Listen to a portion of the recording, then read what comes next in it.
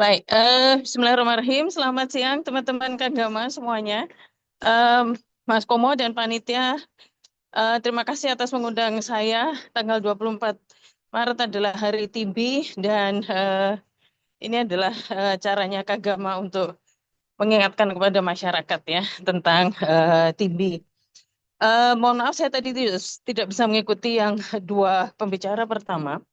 Saya akan mencoba menceritakan dari sisi yang lain, yaitu saya sebagai klinisi, yang mana dulu S3 saya adalah tentang TBC, dan yang kebetulan sekarang saya kepala poli HIV di Sarjito. Dengan demikian saya gabungkan kedua penyakit ini, karena ini adalah sesuatu yang menjadi masalah besar dalam hal penanganan secara klinis maupun pengalaman di lapangan kami di secara public health. Baik, terima kasih. Saya mengambil judul ini. Kebetulan memang kemarin pengukuhan saya juga mengambil judul ini. Bisa langsung pada slide yang pertama. Mas Pomo, ini kayaknya saya jadi host, jadi saya selalu mengadmit orang yang mau masuk nih. Ya, tadi mungkin sudah dipaparkan tentang TB-nya ya. TB Indonesia, sebetulnya TB adalah sudah penyakit yang tua sekali, 143 tahun sejak ditemukan. Dan sebetulnya secara historical ada di penemuan yang tertua mungkin di uh, sangat tua itu ada di makam di Heidelberg, dan yang merupakan gambaran dari TB ya, gibus TB. Dan ternyata setelah sekian ratus tahun, bahkan hari ini saja saya mempunyai kasus, saya mendapatkan kasus gibus TB, yaitu TB di tulang belakang. Bahkan kakak saya sendiri, kakak ipar saya tahun 2010 mengalami TB di tulang punggungnya yang sampai harus 2 kali operasi besar di Jakarta. Yang kedua, itu adalah TB. Ternyata setelah sekian tahun pun Indonesia juga belum berhasil mengatasi, tetapi mungkin Kagama bisa dalam hal ini menurut saya awareness di masyarakat, karena TB ini adalah multidimensional disease, dalam arti kita harus mengingat perumahan. Jadi saya titipkan ke Mas Komo ini, perumahan kita eh, harus sangat baik.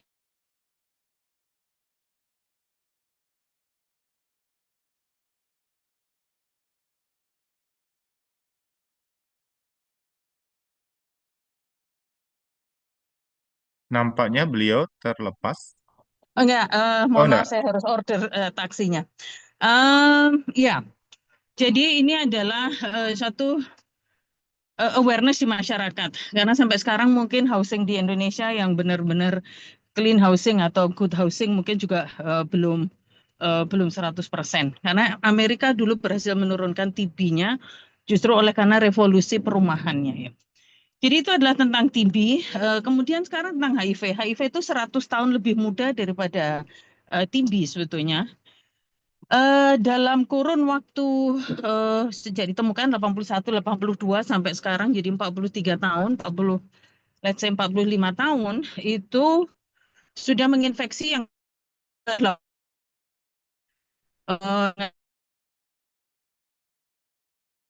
hidup dengan HIV-nya adalah 40 juta. Sehingga dalam kurun waktu 45 juta ini sudah juta oleh karena itu.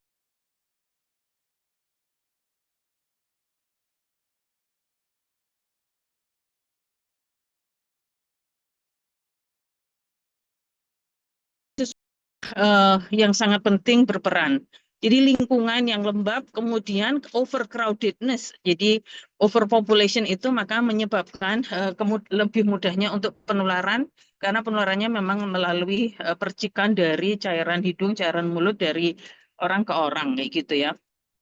Nah, berikutnya lagi adalah kalau HIV, sebaliknya HIV itu sebetulnya tidak mudah penularannya. Hanya oleh karena ada beberapa cairan yang memang bermakna untuk sebuah penularan, yaitu cairan mani, cairan vagina, air susu ibu, dan darah. Untuk darah kita semua PMI dan unit transfusi darah sudah melakukan screening terhadap darah dan produk darah yang akan didonorkan, sehingga ya let's say penularan lewat ini seharusnya sudah bisa tercegah hampir 100%. Tetapi kemungkinan waktu di awal-awal epidemi kita adalah dengan teman-teman pecandu, yang mana itu adalah berarti penularan darah.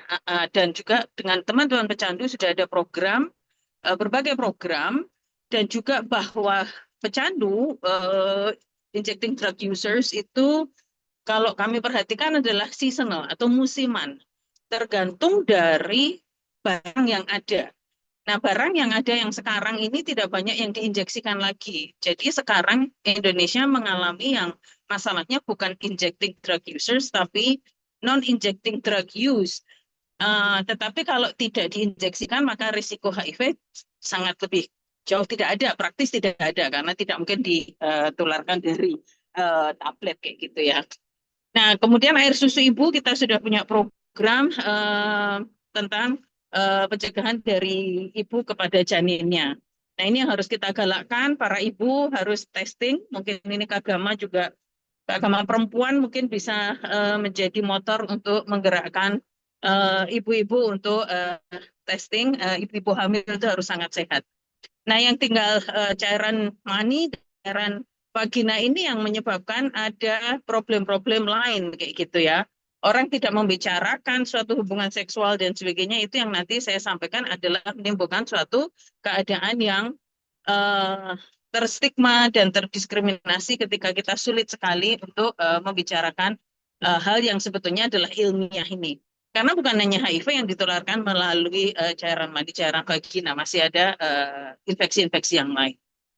Nah, kalau saya kembali ke TB, TB itu sebetulnya tidak serta-merta. Kalau 100 orang dalam ruangan terekspos atau terpapar mycobacterium yang sama, hanya sebetulnya 10-15% yang akan benar-benar sakit, dan dari itu pun, dari yang 10-15% itu, hanya 10% yang benar-benar manifest menjadi severe TB kayak gitu. Nah, dengan demikian kita tugasnya adalah satu, mencegah adanya paparan. Yang kedua adalah mempertahankan daya tahan tubuh supaya tidak manifest menjadi TB. Karena sebetulnya mayoritas 50% itu bisa mengatasi sendiri infeksinya. Baik, kita beranjak ke slide yang berikutnya. Slide berikut, ya. Problem pada TB itu adalah diagnosis TB. Kebetulan pada saat S3 kami itu adalah pusaran pada masalah diagnosis TB itu sampai sekarang belum resolve. Sangat berbeda dengan Mycobacterium leprosy, yang mana sebetulnya adalah sama-sama mycobacteria. Satu Mycobacterium tuberculosis, satu Mycobacterium leprosy. Mycobacterium leprosy itu sudah bisa diidentifikasi, sama-sama dua-duanya sudah bisa diidentifikasi antigen proteinnya. Dan tapi kalau Mycobacterium leprosy mempunyai antigen yang khas, yaitu PGL1, yang mana sangat bisa membedakan orang sakit dan tidak sakit, terinfeksi atau tidak terinfeksi. Jadi sepertinya sudah selesai. Untuk leprosy itu menjadi sudah selesai karena sudah ada jelas satu protein yang memang sangat membedakan. Nah, untuk TB ini yang berat. TB itu adalah Mycobacterium kompleks yang mana dia banyak protein antigennya itu share dengan mycobacteria yang lain. Belum lagi kalau kayak seperti kita ini dalam negara tervaksinasi, sehingga pemeriksaan dengan PPD test itu kadang interpretasinya harus sangat bagus. Diagnosis TB nomor satu adalah kalau postulat Koch, Robert Koch yang penemu bakteri ini mengatakan harus menemukan bakterinya. Oke, kita coba menemukan bakterinya dari sputum, karena memang inhalasi kan, karena dari droplet tadi masuk ke saluran pernafasan. Kita coba dari sputum. Sputum mencari si bakteri. Itu pun ternyata masih ada hanya sekitar 60-an% yang benar-benar bisa teridentifikasi langsung dari sputum yang biasa. Kemudian kultur. Nah, kultur juga. Sputum itu sulit. Sputum itu bukan air ludah biasa. Nah, sputum ini yang kualitasnya baik, bisa kita lakukan apus di atas gelas kayak gitu untuk mencari. Tetapi kalau kultur BTA, kita sputum tersebut dikultur dalam media tanam, tetapi membutuhkan 6 sampai 8 minggu untuk koloninya tumbuh, sehingga kan terlalu lama untuk menjadi diagnosis sebagai kultur. Cuma kalau kultur bisa digunakan untuk melihat apakah resisten atau tidak. Ronsen dada pun bisa macam-macam bentuknya. Satu, yang kedua apabila ada koinfeksi HIV, maka sering ronsen dada itu tanda kutip seperti menipu gitu ya. Ini sepertinya tidak ada TB dok, kayak gitu. Tunggu dulu ini kalau orang HIV-nya sudah terlalu lanjut itu nanti menipu. Itu dia tidak bisa punya daya tahan, dia tidak punya kemampuan untuk membuat gambar di ronsen itu, saya bilang gitu. Maka benar kalau kita mulai memberikan terapi ARV, kadang malah justru muncul batuknya, muncul infiltrat atau gambaran titik-titik di ronsen. Maka ronsen dada tidak boleh digunakan sebagai satu-satunya cara untuk diagnosis. Nah, sekarang lebih baru lagi adalah dengan gene expert, tapi ini juga dengan sputum. Nah, sekarang sputum itu sekali lagi kadang yang keluar dari para pasien adalah hanya sebuah air ludah yang tidak mungkin ada, sehingga maka atau kecil sekali kemungkinan ada bakterinya, maka seringnya menjadi false negatif. Tipilam adalah yang sangat terbaru, ini gampang diperiksa dari urin, tetapi biasanya dalam keadaan yang cukup lanjut. Jadi kalau tipilam untuk sampai sekarang masih digunakan dalam keadaan koinfeksi TB HIV. IGRA ini dulu penelitian kami adalah hanya melihat respon imunitas dengan keluarnya cytokine interferon gamma, dan yang terakhir sekarang adalah dengan INOS seperti dulu Genos di COVID. Nah, INOS itu sebetulnya lebih dikembangkan lebih dulu sebelum COVID, tapi kita masih dalam percobaan untuk bisa digunakan sebagai alat diagnosis. Kita lanjutkan. Next slide please. Iya, pengobatan TB sebetulnya sudah sangat lama. Saya sampaikan tadi, TB itu sudah diketahui 1882 tahunnya. Obat yang pertama muncul adalah di tahun 1944, dan yang boleh dikata obat sangat khusus TB adalah rifampicin, itu diketahui atau ditemukan tahun 63-64.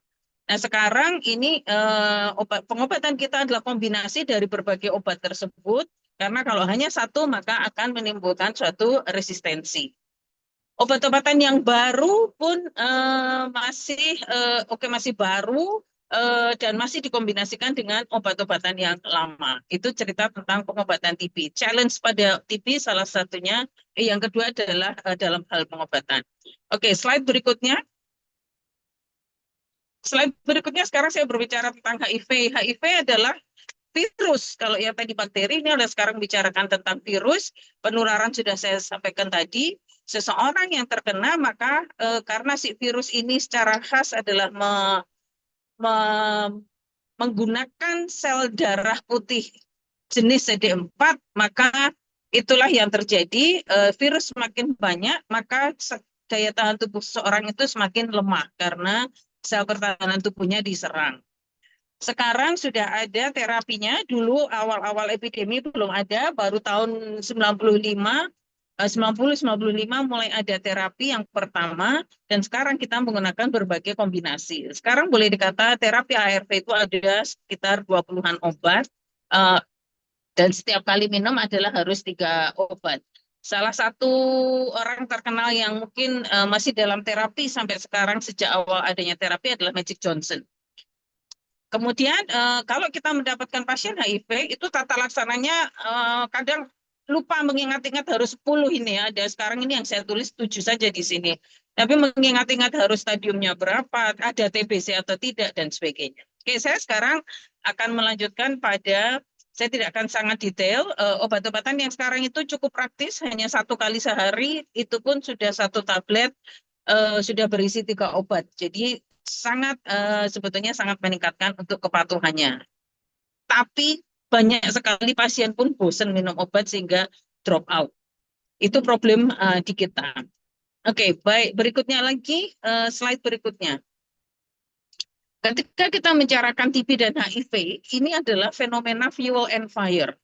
Bisa dibayangkan api dengan minyak, kayak gitu. Sehingga saling memperburuk. Adanya TB pada orang HIV, itu menimbulkan suatu keadaan HIV-nya yang lebih progresif, masuk di dalam stadium 3, Sementara orang yang TBC apabila terinfeksi HIV, maka Boso Jowone TBC-nya itu babrak lebih pada lebih berat, bisa menjadi diseminata dalam arti ada di paru dan tidak paru, kadang munculnya adalah di otak, di usus, di urin, atau di ginjal ya, maksudnya saluran kencing itu bisa juga terkena TBC. Usus itu sering sekali kita temui juga pada keadaan-keadaan TB dan HIV. Adanya HIV itu kasus-kasus kita biasanya adalah meninges atau di gejala saraf. Nah, inilah yang menimbulkan tantangan klinis karena di sini challenge-nya adalah mendiagnosis TB. Satu, kapan menterapi TBC-nya, kapan menterapi HIV-nya. Kemudian kalau belum lagi kita membicarakan interaksi obat, membicarakan efek samping yang overlap sama, jadi obat yang berbeda, jadi obat TBC dan obat HIV itu beberapa mempunyai efek samping yang sama. Jadi kadang bingung ini kalau menimbulkan keadaan ini dari obat TBC-nya atau dari obat HIV-nya. Itulah yang menjadi suatu tantangan klinis medis pada TB HIV. Kalau kita kecepatan memasukkan segala obat itu, maka bisa terjadi suatu keadaan iris atau sindroma pulih imun juga itu yang harus kita atasi. Pernah kami mendapatkan, oh ini sekarang sedang ada pasien di Bangsal, memulai terapi TBC-nya, kemudian memulai terapi antiretroviralnya, kemudian dia muncul benjolan-benjolan limfonodinya atau kelenjar limfanya itu besar-besar. Sedang kita biopsi, tapi biasanya itu adalah TBC yang muncul. Jadi iris pada kelenjar getah beningnya. Oke, selanjutnya adalah klinis medis sudah. Sekarang slide selanjutnya, bagaimana dengan keadaan di masyarakat? Di masyarakat, problem utama kesehatan masyarakat untuk TBC adalah banyaknya penularan. Satu, jadi oyak-oyakan, siapa yang harus dicegah? Mungkin tadi ada yang bicarakan TBC, TPT. Nah, yang kedua bagi kami, challenge pada penegakan diagnosis TB maupun kesiapan nakes. Jadi kadang pasien banyak yang tidak tahu atau masyarakat awam tidak tahu bahwa dia kemungkinan adalah gejala TB. Kedua, dia sudah ke suatu vaskes, fasilitas kesehatan, ternyata nakes tidak berpikir bahwa ini suatu TBC sehingga tidak dilakukan workup yang benar untuk segera menegakkan diagnosis. Ketiga, adanya TBC dengan HIV ini kadang dalam secara programatik nakes lupa menanyakan atau tidak berani menanyakan atau meminta untuk testing HIV. Oleh karena stigmatisasi juga masih terjadi. Nakes akan mengatakan masih ada terlalu banyak alasan untuk sampai tidak terjadinya testing HIV. Itu penelitian kami 2 tahun yang lalu kayaknya ya, atau setahun yang lalu kami sedang tulis ini problematika realnya di masyarakat. Harusnya orang HIV dites TBC, kadang itu kelupaan, dan sebaliknya pasien TBC harus dites HIV, kadang tidak dilakukan dengan berbagai alasan. Kolaborasi antara keduanya secara programatik tidak mudah, sehingga ini menimbulkan kesehatan di masyarakat, problematika kesehatan masyarakat karena lambat terdiagnosis sehingga gampang sekali masih ada terjadi penyebaran di. Akhir adalah problematik kita adalah ditumpui pasien-pasien HIV yang seringnya adalah berasal dari adalah dari teman-teman dengan termarginal, laki-laki seks dengan laki-laki, waria yang tidak muncul di vaskes, itu yang menimbulkan suatu keadaan problematika lebih kemanusiaan karena tidak diterima di vaskes atau diperlakukan secara berbeda karena ada LSM yang mendokumentasi stigmatisasi atau tindakan diskriminasi pada teman-teman dengan HIV itu masih terjadi dan sayangnya seringnya tercatatnya adalah justru dari tenaga kesehatan. Itu adalah tinjauan kesehatan masyarakat, jadi penyebaran masih terlalu banyak. Dilanjut slide berikutnya, mungkin 2 slide terakhir ya. Nah, sehingga dengan keadaan tadi kelompok-kelompok termarginalkan, maka mereka tidak muncul di vaskes, maka penularan di masyarakat juga masih terjadi karena ketimpangan-ketimpangan di dalam ketidaksiapan nakes, vaskes untuk menerima teman-teman dari yang kelompok-kelompok yang tersembunyi seperti ini.